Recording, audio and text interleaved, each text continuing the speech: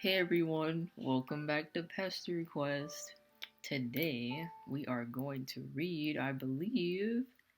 Oh, I believed wrong.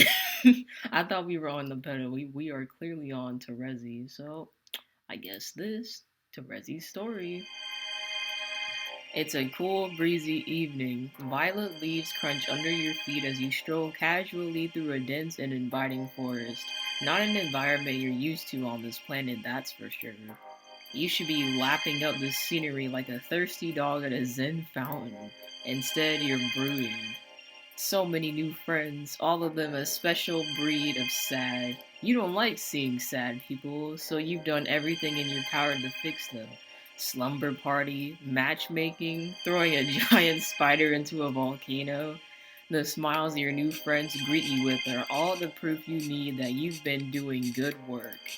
And yet, you can't help but wonder how much of a difference any of this really makes. Especially on Alternia, you've gathered that even if one of these kids avoids being murdered by an insectoid eugenics, okay, robot, they'll just wind up conscripted into a lifetime of military service under a colonial empire, which makes it really hard to believe that inducing a few bouts of revelatory catharsis will ultimately amount to much. It's a depressing thought, and you're not entirely sure what to do with it, which is why you came out here. Nothing better for the soul than a nature hike, right? Maybe after a nice long walk, you'll come out right as, hey, is that a treehouse? Whoa, did you like teleport into the treehouse? What happened? Whoa, hmm, ouch? Oh god. I don't know what to do these voices for. Ouch is right, criminal. Great, more shenanigans. You won't lie and say the prospect of making friends with a spooky shark in glaringly red shades isn't appealing, but criminal doesn't leave a great taste in your mouth. When you try to move, well, you don't because you're tied to a chair. Strike 2 on the bad taste scorecard. Probably shouldn't stick around for strike 3. In a moment of uncharacteristic self-preservation, you close your eyes and attempt to zap away. But you can't? Why not, brother? Your head hurts and your vision is still kind of hazy, which might imply brain damage on account of your surprise wanging. With your luck, that probably means your superpowers are permanently broken. Typical. That would suck. Looking up at your captor again, you can't help thinking the specs are a bit extra. What kind of loser wears big angular sunglasses like that anyway? You'd certainly be one to judge if you had the legal authority to do so.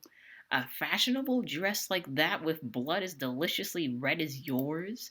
The hypocrisy on your stinks like a on you stinks like a fragrant. I cannot read today. I'm gross. Geez, what's up with these aliens and their hangups about blood? Ha ha ha ha ha ha ha ha. Hangs up.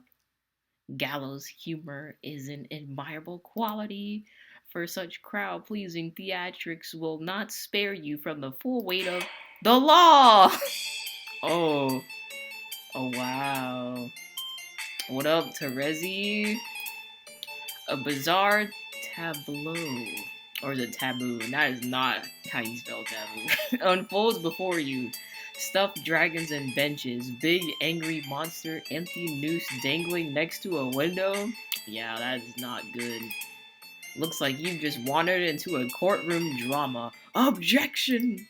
Much to your relief, your kidnapper isn't a shark, and you have to admit the glasses do come together in the ensemble, but is instead a short, stocky troll girl in a short-sleeved turtleneck and a pair of garish red Crocs.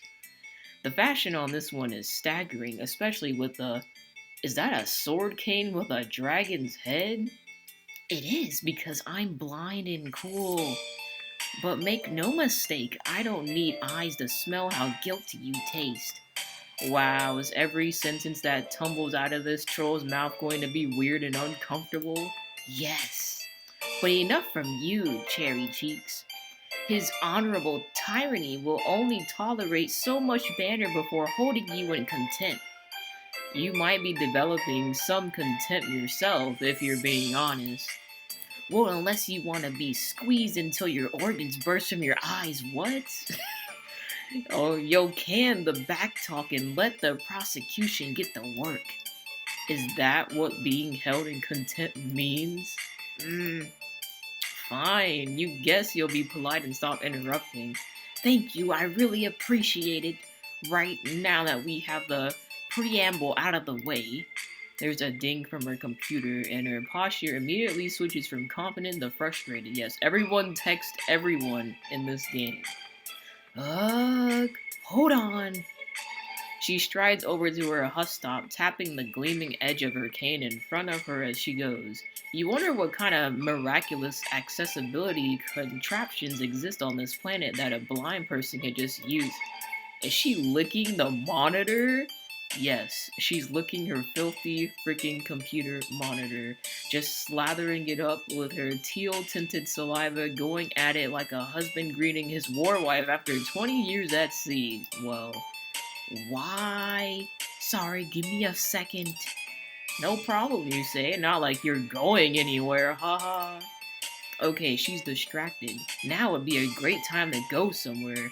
Your powers still seem to be on the fritz, but you think the weight of your incredible booty might shatter this chair if you could get some leverage. Okay, we are going to save the game. Let's just overwrite this. I mean, might as well, right? I guess we will get some leverage. You lean forward onto your feet, take a deep breath, and then hop backwards as hard as you can. It worked! You scramble up out of the broken chair as your captor turns towards you. I mean, maybe if one day we pick the choice that seems wrong, it'll be right. I mean, what the heck? You try to run, but the rope's still around your legs has other plans as you trip. Try to catch your weight, fail, and just sort of let the momentum, as Dashi would say, of your vaudevillain tumble carry you across the room. You slam into your captor and send both of you flying out the window. Oh my. Oh, this is way higher up than you thought. You grab onto her and pray for dear life. Hey, you're not falling. Huh? That's a relief. You congratulate your agile friend on her quick reflexes in grabbing hold of... Oh. Oh no. You've heard of a hung jury, but this is ridiculous.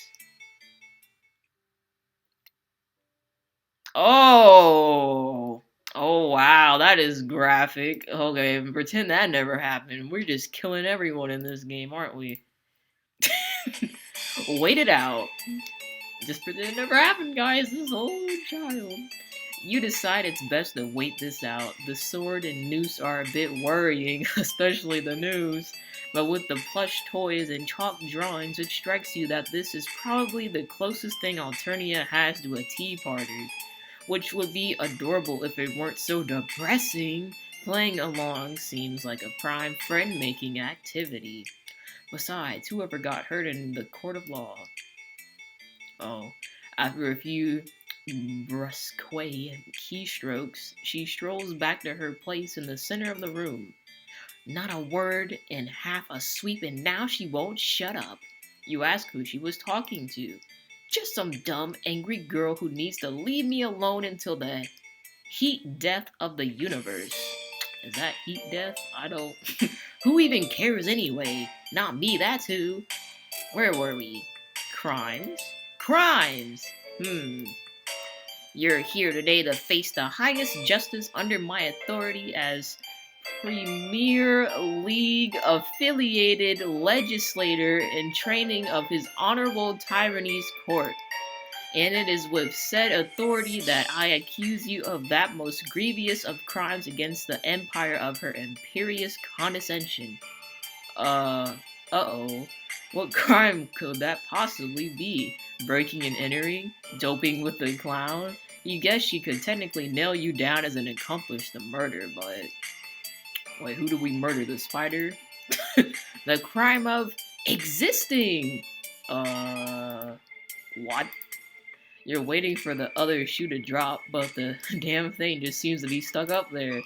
What did she say about being in training? You're beginning to wonder if this, what did she call it? Solicitor, prosecutioner, public dexterpetist. You're beginning to wonder if this murder lawyer actually knows what the hell she's talking about.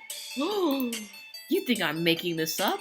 Do I really look like the kind of girl who would randomly commit unprompted and unjustified murder on a whim? Look, you've met some weird trolls on this planet, and they all seem to have a pretty laissez-faire attribute about murder, so... No, you know what? Fine. If you're gonna be a pedantic, snot-nub little wiggler about it, I'll just recite the whole freaking law verbatim. Article 5, subsection 11, paragraph 68 of the second new codes of Alternian jurisprudence. It's very hard to read this. Describes your crime force. Oh my god, Jesus.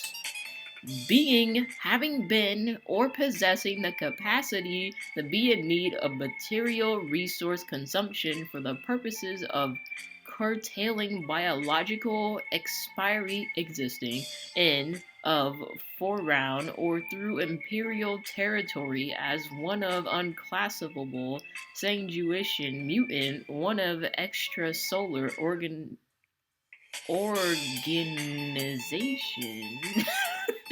alien, or one who plans to commit, has committed, or may possess the capacity to commit high crimes and fish demeanors against her imperial condescension. Criminal. There, happy now? Dang, this girl really knows her stuff. Can you make the 4s and 3s actual E's and A's, though? That would help.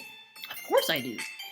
I'm not some fly-by lunar cycle troll slaughter consultant. I'm a freaking professional.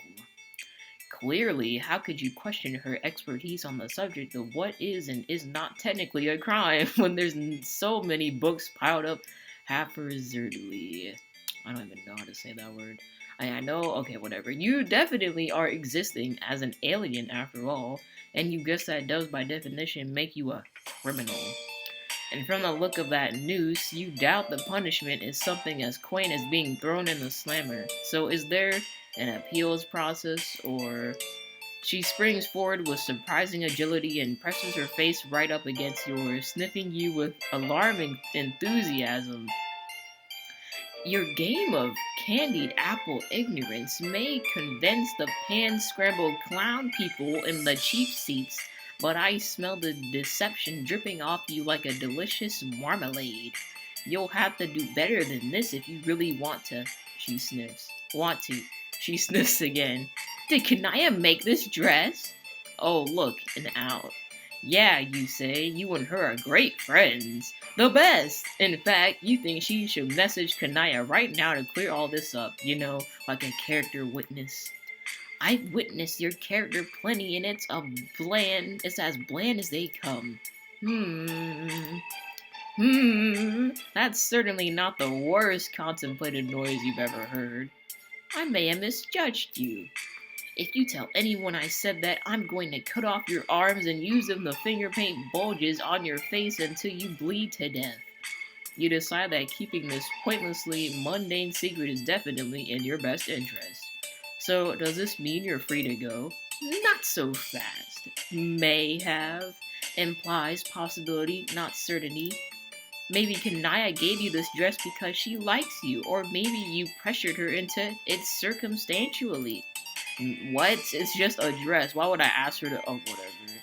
Maybe you're a delightfully clueless and well-intentioned interloper from beyond the stars. Or maybe you were sent here as a sleeper agent to learn all our weaknesses so that the entities controlling you can sabotage our future. In cases such as these, I find the best courses of action is to leave the verdict up to chance. She produces a double-headed coin with one side scratched out, and you immediately know exactly where this is going. The terms are simple. Heads, and I release you from your bonds. Tails, and I release you from being alive. Is she really about to take you out like a gangster who just betrayed their duality-themed mob boss? Wow, before you can request a less Saturday morning cartoon solution, she flips the coin into the air. Well, this is bad. It's bad, and it kinda makes you angry. This doesn't make sense. You didn't do anything, but here you are with a 50-50 chance of getting murdered by a jovial gremlin anyway. Does she think this is normal? Your head is cleared enough that you could zap away if you really tried, but something about this murder lawyer is stuck in your craw. Her devotion to justice is obvious, but it's a twisted and brutal justice, streamlined for violence and painfully efficient in enabling exactly that. If this mock trial is anything to go by, this is the same system that requires insectoid eugenics robots to keep the peace after all. There's so much wrong here, and she doesn't even see it. Like, metaphorically see it. The coin is falling. Every rotation brings you closer to a fate that, regardless of outcome, wouldn't be fair. You decide to think about what should be fair. Whoa. Just like that, you're standing next to her with a scream. You snatch her coin out of the air and hurl it full force through the window. My coin! Sorry, you shout, but she can't expect you to just accept the whims of chance when your life is on the line. Why not? Because that sucks. It's lame and dumb and really cliche. What is she, a comic book villain? Am I supposed to know what that is? You don't know? Troll culture seems to have a lot of really arbitrary similarities to human culture, and it's honestly very confusing, but that's besides the point. With a broad sweep of your arm, you gesture at her drawing of the honorary Tyrannosaurus or whatever and ask what he would think of your little stunt just now. Psh, the trial isn't for him. We act like it is, but everyone knows he's just a big, hangry monster. Huh? Then who? It's for the audience, obviously. By the time you make it to the stand, you're basically dead already. Don't the accused get a chance to defend themselves? Defend? Huh! Only the outrageously guilty would ever think to defend themselves in a court of law. Wow, that's messed up. What's the point of even having a trial then? Besides the sheer pleasure of watching all the hope slowly drain from someone's eyes as they confront their imminently approaching and inevitable gruesome execution? Yeah, besides that. It's a warning to the seditious, whatever, of what happens when they cross the line.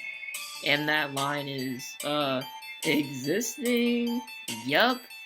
The nonchalance of her answer underlines just how upsetting all of this really is. You remember the law she recited, and one part in particular sticks out to you. Unclassifiable sanguination. Didn't Karkat try to commiserate with you about having mutant blood or something?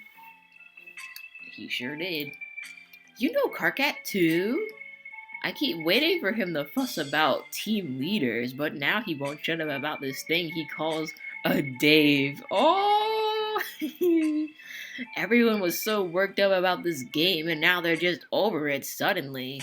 Yeah, that's your fault. Karkat would probably have a nuclear conniption if he knew you were about to say this, but you ask her if she's aware of his blood color. Of course I'm aware of it. What do you think I am, blind? Yes. Karkat's a mutant, right? If you remember correctly, that makes him guilty of the same crime you are. Her expression turns sour, and you can tell this is something she spent a lot of time trying not to think about. You figure she avoided summarily executing you because you're friends with her friends, so she would probably avoid killing Karkat as well. And that's a good thing. Great, in fact. You cannot stress enough how awesome that is. But doesn't that strike her as a bit hypocritical, making exceptions for her friends? Does she think that everyone else who dies at court or gets cold in their own hives deserves what they get just because she doesn't know them personally? It doesn't matter what I think. This is just how things are. It sucks, but it would suck a lot worse to be killed for saying so. And then who would protect Karkat? Who would protect... I can't help everyone, Cherry Cheeks. I can barely help my friends. Maybe if I stick to it long enough, I can change things from the inside. That's the best any of us can hope for.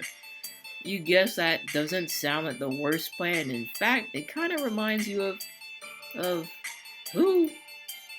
You feel a sadness well up in your heart so fast and heavy that it knocks you over into her without meaning to. You zap. Your vision is swimming. We're back here again. Voices echo in your head, but you can't pick any of them out. You look around and something is watching you. Not maliciously, not yet. Just observing from a curious distance. Not that you can do anything about it while you're clutching your head and trying to put your memories together.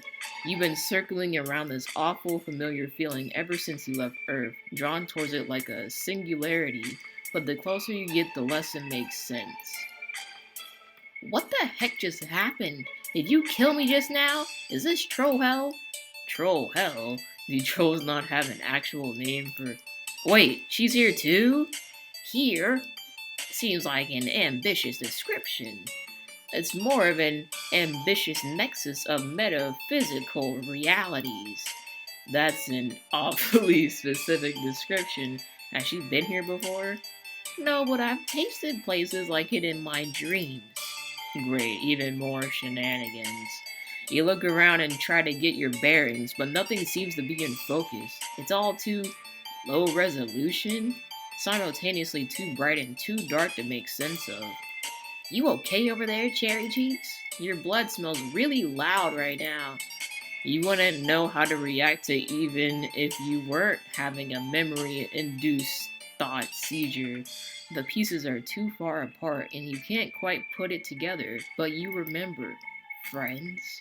Bits of memory hit you, sudden flashes of joy, of violence, smiling faces, crying faces, bodies, plans. Hope that the world could be made into a better place. What the heck are you mumbling about? If you fried your think pan, at least let me in on it so I can participate. You tell her what you can remember, which isn't much. Friends, sadness, dissatisfaction. People who were deeply unhappy with the state of Alternia and faced violence from all sides, just as your new friends do today. Some of them wanted to change it from the inside, and you remember believing that they could. But you get the sense that a lot of time has passed between now and then, and it doesn't seem like Alternia has gotten much better. In fact, it may have gotten worse. It seems like whatever it was your friends tried to do, they failed. Of course they did. What does she mean by that? Even in the context of your nonsense time-traveling and amnesiac cover story, it's not hard to believe. Compelling idiots have good ideas all the time. That doesn't change the fact that they're idiots, which is why I'm going to succeed where everyone else had their entrails ripped out by a swarm of drones and died like the scrubs they were. I am many things, Cherry Cheeks. An idiot isn't one of them. She flashes a bright and pointed smile, filled with the confidence that you believe with every atom in your body. But you're pretty sure she's not the first person to make you feel that way. Idiots or not, the friends you used to have were just as sure of themselves then as she is now. And what good did it do? Honestly, you doubt that intelligence or competence has much to do with it at all. You think about the drones you barely avoided at Karkat Hive, and your brief exposure to what this planet calls a criminal justice system. For as violent and unjust as things could be on Earth, at least there was some pretext that the system existed to serve the people. Here, it's just murder. You aren't sure that's a system that anyone can salvage. Her smile muzzled to a frown, and you really should ask what this troll's name is. Wow, we don't even know her name. Huh? Terezi Pyrope. Terezi doesn't sound particularly happy as she slumps against a debatably extant wall and slides down into a crouch. Her face is a mask of barely contained emotion. I can tell why Karkat would like you. You're very depressing. You chuckle and sit down a respectable distance away from her. You definitely don't mean to be depressing, but you have a knack for digging up drama, the hazards, or of forging new friendships, you guess. If Vriska saw us right now, she'd derisively laugh herself into an this is so aneurysm. Terezi knows Vriska. That's one way to put it. We were practically sisters before she broke the rules and ruined everything. How do you know her? Oh, you played some flarp, killed some kids, felt guilty about it, threw Vriska's mom into a volcano. Wow, you really got around. What's a mom? You'd think that was just about the saddest thing you ever heard get said if you didn't already know what a Lucis was. You killed her, Lucis? So she's... That explains why she's been messaging me. Ha! Terezi is laughing, but it doesn't sound like any laughter you've ever heard. I can't believe it. Circuit figures her stuff out just in time for me to have my own identity crisis. And I bet she thinks everything's supposed to be fine between us now just because... Want to know a secret, Cherry Cheeks? Might as well add another one to the pile, you say. I have no idea what I'm doing. I never have, and now I don't think I ever will. Wow, that's bleak. You guess you're sorry. It's not your fault. You haven't told me anything I didn't already know. Her lips are trembling as she reaches behind her and pulls out a box of chalk, and then removes a red piece. You think this is a weird time for artistic expression, but... Oh, she's eating it. Terezi offers you a piece. You don't want to be rude, but you also really don't want to eat chalk. She shrugs and crunches on it like unshelled lobster. You guess you have to take that in stride. The more important thing is that Terezi is inconsolably sad. Which sucks because you're the only person in a position to console her. Okay, we're gonna save once again over Mr. Dimsley. Well, you're not gonna hug her, bro. I don't know. Or give her a distraction. You heave out a mournful sigh. Alternatives a meat grinder fine-tuned to pulverize anyone who tries to gum up the works. Maybe there's something to be done, but you don't think either of you are going to be the ones to do it. Yeah, why bother, right? She's probably doing just fine without me anyway. Oh, she's crying! When you look over at her, you see she's doing her very best to hide her tears. That's no good. You may be lost in the cynical ennui of political burnout, but that doesn't mean you can just sit by and watch your new pal descend into abject disarray. What you two need is a distraction. What you need is a clown! What? Why? Okay. You grab Terezi's hand and think the happiest, honkiest thoughts you can muster, and just like that, zap. Ah! Wow. You're right there in the living room of your dear friend Gamzee. What a sight for sore eyes is this jovial cut-up of a drug-out juggalo. Oh, what the freaking mother heck? Oh, with comical slowness, he dive bombs away from you over his couch and into a pile of horns. A chaotic cacophony sends Gamzee into a chorus of screams. Oh my. You elbow Terezi. Smell that? How can she possibly think about the crushing impossibility of making the world a better place when this fella's over here acting such a fool? Hey. Her frown is unwavering as Gamzee clambers back up to his feet.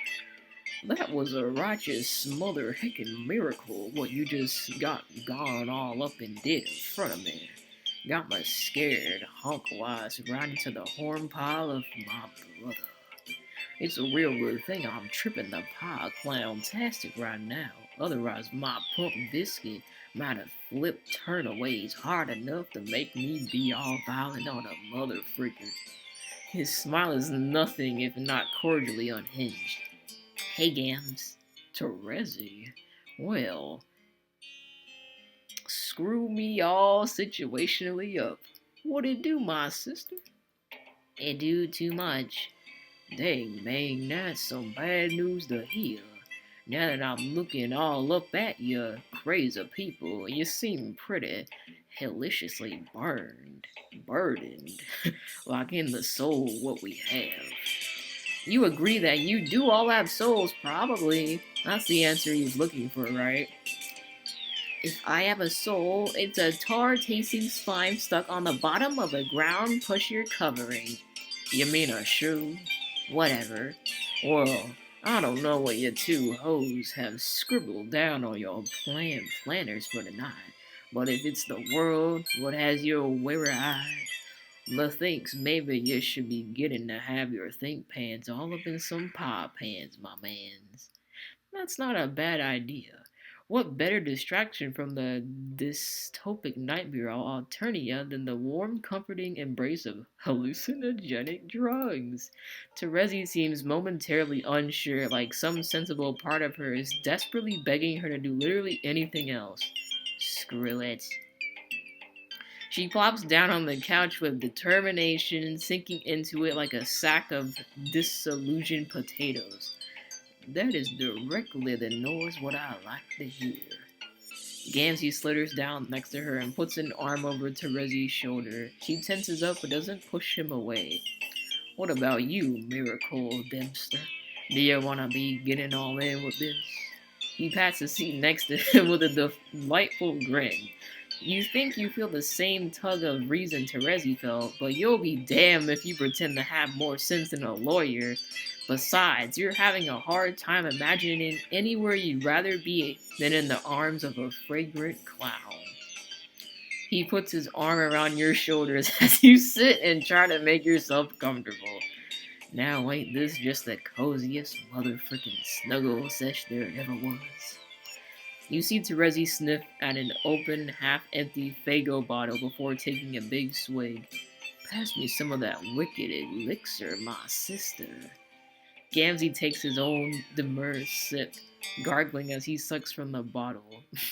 By the time he passes it to you, you're pretty sure it's more backwash than Faygo, which is still more Faygo than none, you guess.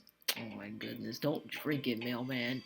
It is, without a doubt, the most vile combination of taste and viscosity you have ever put in your body, but hey, at least now you're not thinking about politics.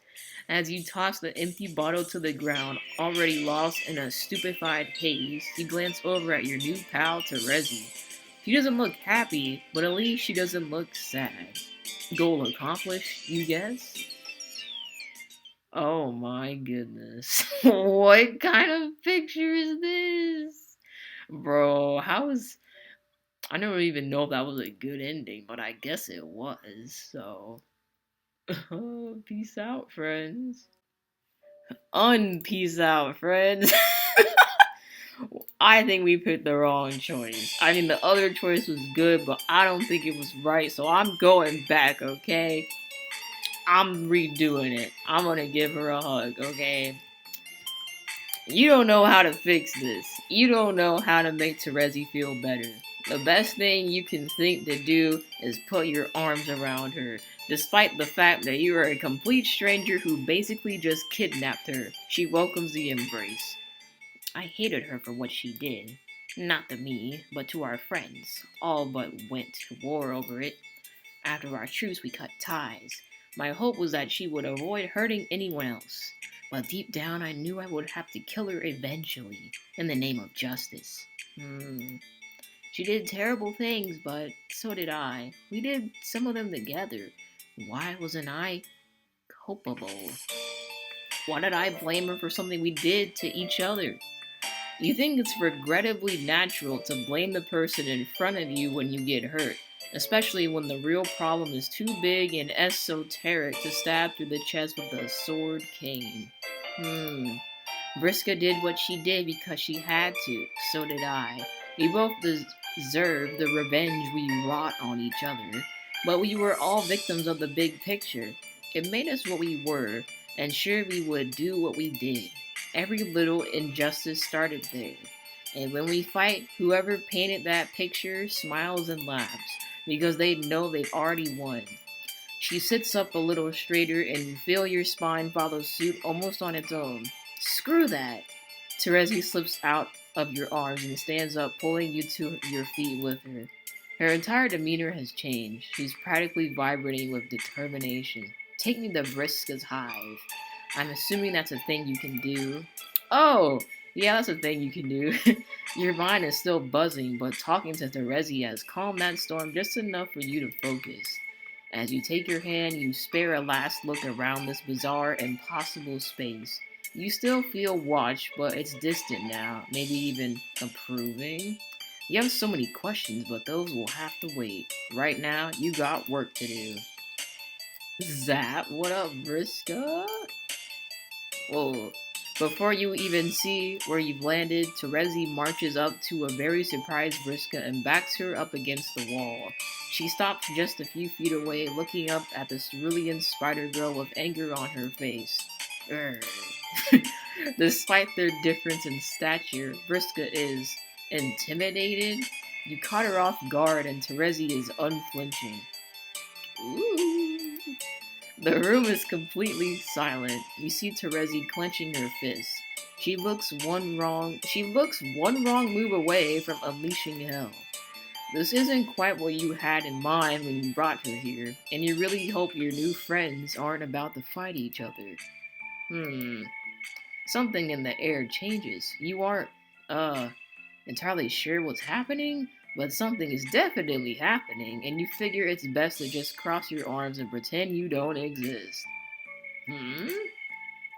What the heck? Terezi's posture softens. Her hands relax as she breathes a soft sigh. Vriska straightens up, letting her own tension dissipate. You guess you're feeling a little less tense yourself. When Vriska cracks a hesitant smile, Terezi leans back. She's sniffing the air intensely, which feels like a good sign. Everyone's getting a little looser, a little more casual. Definitely an improvement. Then they both start cackling, slapping their knees like they've just heard the most hilarious knock-knock joke in history. You'd sure like to get in on the joke too, but you figure it will probably be rude to ask. He. And then they hug. You're not exactly sure what just happened, but you figure this is a better ending than the Gamzee one. Hugging is a powerful platonic friend activity, even in the worst of times. It's gotten you this far after all. Yeah, that's all this is, just two gals hugging it out. It's so sweet you could cry. When they separate, Terezi meanders over to a window overlooking the pit where Vriska's Lucis used to live. So she is dead. Oh yeah, I'm really broken up about it too. Vriska winks at you. No, you're not. No, I'm not. Terezi turns and leans up against the windowsill. You have a lot to make up for. That's why I've been messaging you. I want to apologize, okay? I don't want your apology, Vriska. I have a lot to make up for too. There's definitely some kind of something going on in this room that you're kind of oblivious to. You wonder what went down between these girls that they can't even talk about what they're talking about. What do you mean? There is so much injustice in the world. Every drop of deliciously innocent and painfully extracted blood on this planet is just paint for the fishy freaks up top to play with. And the worst part is that we're complicit. We revel in it even. I reveled in it. Terezi, are you? They could never make this violence good, so they had to make it fun. And I had so much fun hurting people. Who knows how long I would have gone on like that if it hadn't been for a weird invasive species of a friend here. Terezi wipes a tear from her cheek and smiles at you, and you feel a huge wave of relief. Friends! With a former murder lawyer in training, you sure know how to pick 'em. For once, Vriska, I want to revel in something good. I want them to feel the razor edge of their own justice. I want their blood to stain the dirt beneath my feet like the pathetic wiggling insects they are, but I can't do it alone. I don't want to do it alone. Oh? You watch as Terezi takes in a measured breath. For just a moment, you can imagine her standing in a room full of determined people just behind the person everyone else would call leader, smiling a wicked smile. She's not the one who commands the stage, you think. She's the one who controls the spotlight. She's the one who knows what happens next. I'm not sure what we are together anymore, Vriska. I've hated you, I felt a lot of things. What I know is that we're dangerous, and fate seems determined to make us rivals. That almost sounds fun, doesn't it? We could fight for the rest of our lives if we wanted to, each the scourge of the other until one or both of us winds up dead. They tell stories about us for a long time, but I don't want that to happen anymore. Do you? No! You haven't known Vriska very long, but this is a side of her you've never seen. You doubt many people have. It's actually really awkward. You should probably go, but your prying curiosity and desire for interpersonal closure keeps you glued to the spot. We had the right idea in the wrong circumstances, but this time, I think we can really do something together. So let's try this again. Vriska. Will you be my scored sister? Yeah, obviously. Good. Then let's get to work. They share a look that you can't quite read, but you get the feeling that this was a resounding success. There we go. See, I'm glad I replayed that. And that is the end of this chapter, brothers. See you in the next one.